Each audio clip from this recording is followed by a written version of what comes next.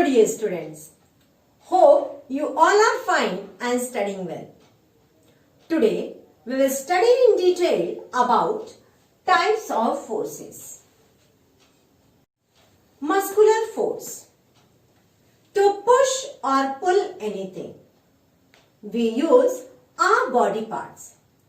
However, the strength to push or pull comes from our muscles.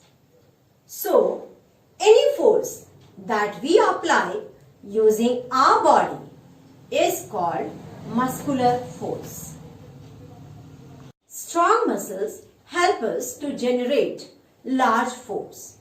That is why people with strong muscles can easily lift or move heavier weights.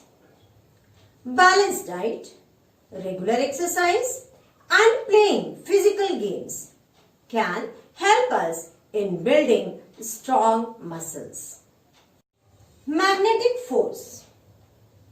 A magnet has a property by which it attracts certain materials such as iron and nickel towards itself. The materials that get attracted to a magnet are called magnetic materials. The force by which a magnet attracts magnetic materials towards itself is called magnetic force.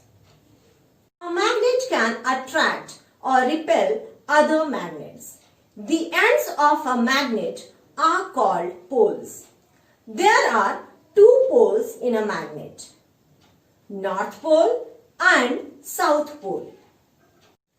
Gravitational force.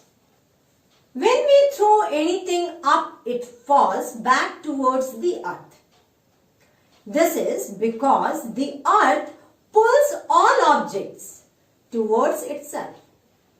The pull or force of the earth which attracts everything towards itself is called the gravitational force or force of gravity. It is the Earth's gravity that keeps us on the ground. Sir Isaac Newton was the first to discover about the gravitational force. Frictional force. The force that acts between a moving object and the surface to either slow it down or stop it completely is called frictional force or force of friction. Frictional force always acts in a direction opposite to the motion of the object. Objects with a smooth surface have less friction, while objects with rough surface have more friction. Friction between our feet and ground helps us to walk. Moving parts of machines are oiled regularly so that friction gets reduced and the machine can work smoothly. Some important facts about friction. For friction to act, the two objects or surface should be in contact.